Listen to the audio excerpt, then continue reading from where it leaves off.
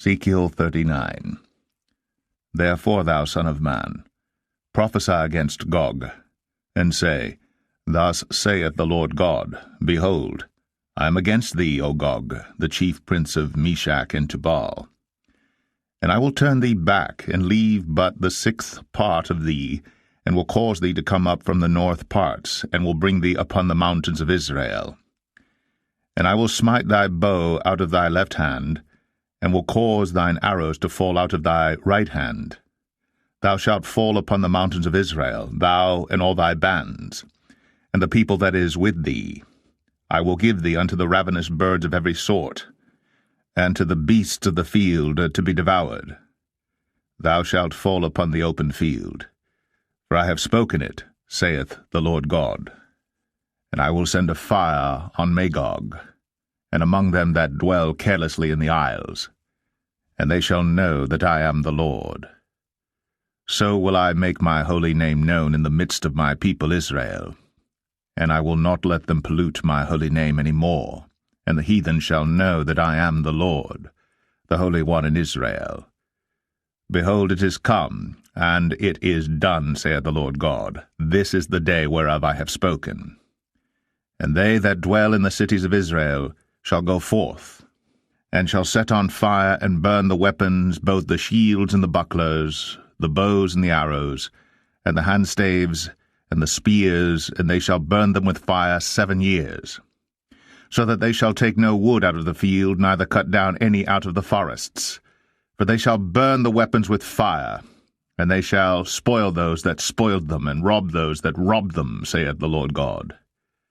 And it shall come to pass in that day that I will give unto Gog a place there of graves in Israel, the valley of the passengers, on the east of the sea, and it shall stop the noses of the passengers. And there shall they bury Gog, and all his multitude, and they shall call it the valley of Hamon-gog. And 7 months shall the house of Israel be burying of them, that they may cleanse the land. Yea, all the people of the land shall bury them. And it shall be to them a renown the day that I shall be glorified, saith the Lord God. And they shall sever out men of continual employment, passing through the land to bury with the passengers those that remain upon the face of the earth to cleanse it.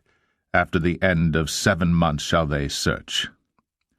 And the passengers that pass through the land, when any seeth a man's bone, then shall he set up a sign by it, till the buriers have buried it in the valley of Hamon-gog. And also the name of the city shall be Hamonah. Thus shall they cleanse the land. And thou, son of man, thus saith the Lord God, Speak unto every feathered fowl, and to every beast of the field, Assemble yourselves and come, gather yourselves on every side to my sacrifice that I do sacrifice for you, even a great sacrifice upon the mountains of Israel, that ye may eat flesh, and drink blood.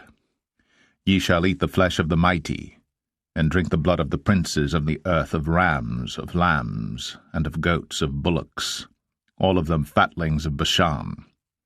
And ye shall eat fat, till ye be full, and drink blood till ye be drunken, of my sacrifice which I have sacrificed for you. Thus ye shall be filled at my table with horses and chariots, with mighty men, and with all men of war, saith the Lord God. And I will set my glory among the heathen, and all the heathen shall see my judgment that I have executed, in my hand that I have laid upon them. So the house of Israel shall know that I am the Lord their God from that day and forward. And the heathen shall know that the house of Israel went into captivity for their iniquity, because they trespassed against me. Therefore hid I my face from them, and gave them into the hand of their enemies. So fell they all by the sword. According to their uncleanness and according to their transgressions have I done unto them, and hid my face from them.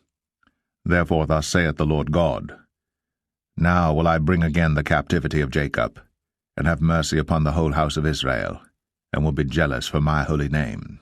After that they have borne their shame, and all their trespasses whereby they have trespassed against me, when they dwelt safely in their land, and none made them afraid. When I have brought them again from the people, and gathered them out of their enemies' lands, and am sanctified in them in the sight of many nations, Then shall they know that I am the Lord their God, which caused them to be led into captivity among the heathen.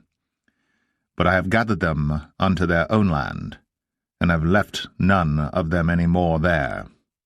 Neither will I hide my face any more from them, for I have poured out my Spirit upon the house of Israel, saith the Lord God.